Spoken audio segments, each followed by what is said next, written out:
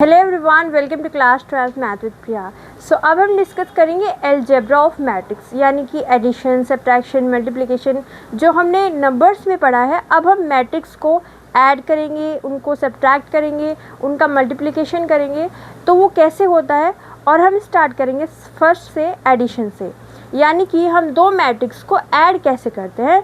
दो मैट्रिक्स अगर हमें गिवन है तो उनका एडिशन कैसे होगा, इसके बारे में हम यहाँ पे देखेंगे। तो सबसे पहले हम यहाँ पे देखते हैं कि अगर हमारे पास दो मैट्रिक्स गिवन है तो हमें उन्हें क्या करना है, ऐड। ठीक है, तो उसकी डेफिनेशन रीड करेंगे लाइन बाय लाइन कि क्या कहती है। If A is a matrix, A हमारे पास कोई मैट्रिक्स है। अब किसी मैट्रिक्स को हम ऐसे डिनोट करते हैं, ये क्या है, उसका एलिमेंट, और यहाँ पे क्या लिखा हुआ है, आई जे। ठीक है, ये मैट्रिक्स का नोटेशन है। एंड बी कोई मैट्रिक्स है जो कि इस तरीके से है, उसका एलिमेंट है बी। ठीक है, एक मैट्रिक्स है एंड बी एक मैट्रिक्स है। Okay, are two matrix of the same order. Important line क्या है, सेम ऑर्डर। जो ए मैट्रिक्स है और जो बी मैट्रिक्स है, उन दोनों का ऑर्डर कैसा है, सेम। ठीक है, यानी कि अगर हमारे पास कोई मैट्रिक्स ए 2x2 ऑर्डर की है, अगर ए का ऑर्डर 2x2 है तो जो बी का ऑर्डर है वो कितना होना चाहिए, 2x2। ओके, अब यहाँ पे क्या लिखा हुआ है, इसका order let suppose m cross n है। कोई एक हमने ऑर्डर मान लिया general m cross n। Then the sum of two matrix, यानी कि इन दोनों मैट्रिक्स का sum a plus B, addition यानी कि दो मैट्रिक्स का sum a plus B is defined as a matrix. यानी कि जैसे हम दो नंबर्स लेते हैं, फॉर एग्जांपल 1 2, तो उन दोनों को ऐड करके क्या मिलता है, एक नंबर ही मिलता है। ओके, ये एक मैट्रिक्स है, बी भी एक मैट्रिक्स है, तो जब हम इन दोनों को ऐड करेंगे तो क्या मिलेगा, एक मैट्रिक्स ही मिलेगी। तो उस मैट्रिक्स को हमने लेट कर लिया कि वो क्या है, एक सी मैट्रिक्स है। ठीक है, ए मैट्रिक्स है, बी मैट्रिक्स है, ए और बी को ऐड किया तो ए और बी को ऐड करके हमें एक मैट्रिक्स ही मिलेगी, एक नंबर तो नहीं मिलेगा ना, क्योंकि ये मैट्रिक्स है, ये मैट्रिक्स है, तो उनका सम एक ऑब्वियसली क्या होगा, एक मैट्रिक्स होगा। तो सी हमारे पास कोई मैट्रिक्स मिली, अब उसको हम इस तरीके से नोटेशन दे देते हैं सी आई जे, जिसका ऑर्डर कितना है, एम क्रॉस एन।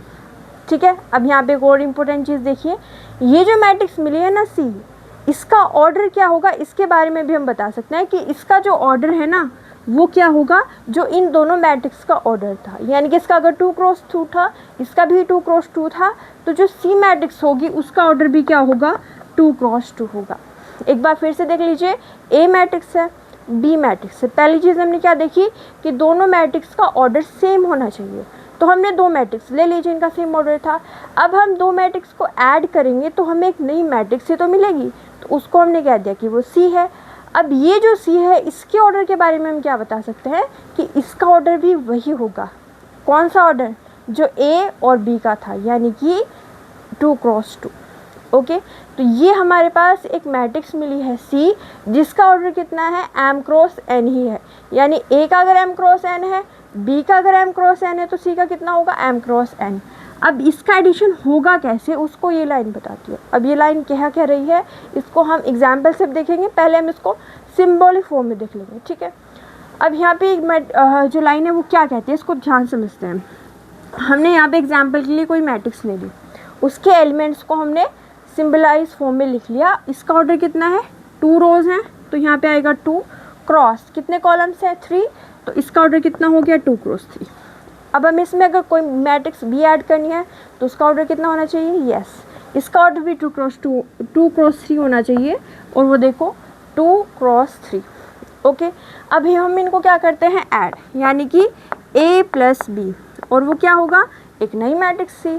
अब यहाँ पे इनको ऐड करके जो हमें मैट्रिक्स मिलेगी वो कैसी होगी, कैसे ऐड करते हैं, तो आपको क्या करना है, यहाँ पे देखना है इसका फर्स्ट एलिमेंट a11 है, यस, तो इसके करस्पॉन्डिंग बी में कौन सा एलिमेंट है, b11, तो जो भी करस्पॉन्डिंग एलिमेंट है ना उनको ऐड करना है। ध्यान समझिएगा, a11 है, इसका b11, तो a11 में आपको क्या ऐड कर देना है, b11, इसके करस्पॉन्डिंग b11 है, तो इन दोनों को ऐड कर दिया। a12 है, तो इसमें क्या ऐड होगा, b12, इसके करस्पॉन्डिंग, यानी कि b12 करस्पॉन्डिंग एलिमेंट को ऐड करना है। a13 है, तो इसमें क्या ऐड होगा, b13, तो यहाँ पे क्या आएगा, a13 प्लस b13। ये जो यहाँ पे पोजीशन पे एलिमेंट है ना A13, यहाँ की पोजीशन पे कौन सा एलिमेंट है B13, A13 में हम क्या ऐड कर देंगे B13। अब एग्जाम्पल समझेंगे और ज़्यादा क्लियर हो जाएगा। तो करस्पॉन्डिंग एलिमेंट को ऐड करना है तो ऐड करते जाइए।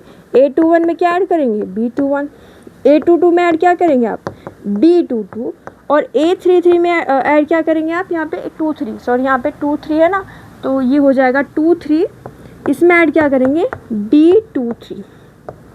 ओके, यानी कि यहाँ पे क्या देखा आपने कि करस्पॉन्डिंग एलिमेंट को ऐड कर रहे हैं। इसका एलिमेंट उठाया, इसकी करस्पॉन्डिंग एलिमेंट से ऐड करके रख दिया। अब यहाँ पे इसका ऑर्डर 2 क्रॉस 3 है, इसका ऑर्डर 2 क्रॉस 3 है, तो ये जो एडिशन आया है इसका ऑर्डर कितना होगा, यस 2 क्रॉस 3 होगा। चेक कर लीजिए, रोज़ कितनी है 2, ये पूरा एलिमेंट है इसका, ठीक है।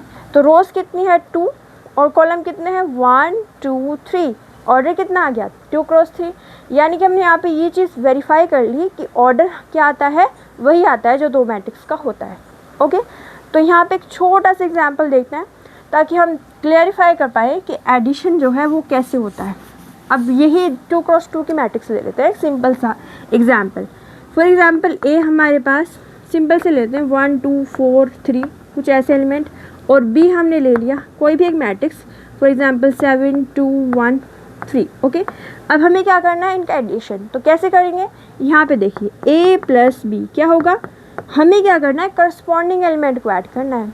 यानी कि 1 में कौन सा एलिमेंट ऐड करेंगे 7, तो यहाँ पे क्या आएगा 1 + 7। ओके, 2 में कौन सा एलिमेंट ऐड करेंगे 2, तो यहाँ पे क्या आ जाएगा 2 + 2, ये क्या हो गया हमारे पास 2 + 2। इसके बाद में 4 में कौन सा एलिमेंट ऐड करेंगे, इसके करस्पॉन्डिंग कौन सा है 1, तो 4 + 1। 3 में कौन सा ऐड करेंगे, इसके करस्पॉन्डिंग, यानी कि यहाँ पे क्या आएगा 3 + 3। तो ये हमारे पास मैट्रिक्स आ जाएगी C, और इसका ऑर्डर कितना होगा 2 क्रॉस 2, ठीक है। और इसमें क्या एलिमेंट आए हमारे पास 8 4 5 एंड ये हो गया 6। तो इस तरीके से जो मैट्रिक्स मिली है उसका ऑर्डर भी कितना आया है हमारे पास 2 क्रॉस 2 आया। ओके, एक बार फिर से देख लेते हैं, एडिशन में ऑर्डर कैसा होना चाहिए सेम। दूसरी चीज़ जो मैट्रिक्स आएगी उसका भी ऑर्डर क्या होगा, वही होगा जो कि उन मैट्रिक्स का है। अब यहाँ पे ये जो लाइन हमने लिखी थी इसका मतलब समझ लीजिए कि CIJ, जैसे कि हम यहाँ पे इसका एलिमेंट लिखें, ये कौन सा एलिमेंट है, इसका पहला एलिमेंट है ना, तो हम यहाँ पे इसको क्या लिख सकते हैं कि भाई ये C जो है इसका एलिमेंट है, और इसमें हमारे पास क्या है फर्स्ट रो है, फर्स्ट कॉलम है, यानी ये C11 है। ओके, तो C11 में क्या आ रहा है A11 + B11, तो यहाँ पे जनरल लिख दिया, CIJ में क्या आएगा AIJ + BIJ, तो AIJ में BIJ जब हम ऐड करेंगे तो हमें CIJ मिल जाएगा। फिर से चेक करिए यहाँ पे, अगर हमें निकालना है, चलिए इसको रफ कर देते हैं, अगर हमें निकालना है C13, ठीक है, यहाँ पे लिख लेते हैं C13 हमें निकालना है, चलिए यहाँ पे स्पेस नहीं है, C13। ओके, तो ये क्या होगा, यहाँ पे देखिए A13 + B13, तो यहाँ पे एलिमेंट कौन सा आएगा, ये वाला, ये क्या है C13 है। तो इस तरीके से हमने देखा कि इसका एक्चुअल मीनिंग क्या है कि करस्पॉन्डिंग एलिमेंट को हमें ऐड करना है। ओके, तो आप इसका स्क्रीनशॉट ले सकते हैं। ओके, तो अब हम देखेंगे कि इसकी प्रॉपर्टीज़ क्या होती है। तो अगर आपको हमारी वीडियो अच्छी लगी है तो लाइक कीजिए, शेयर कीजिए, हमारे चैनल को सब्सक्राइब कीजिए। Thank you so much for watching.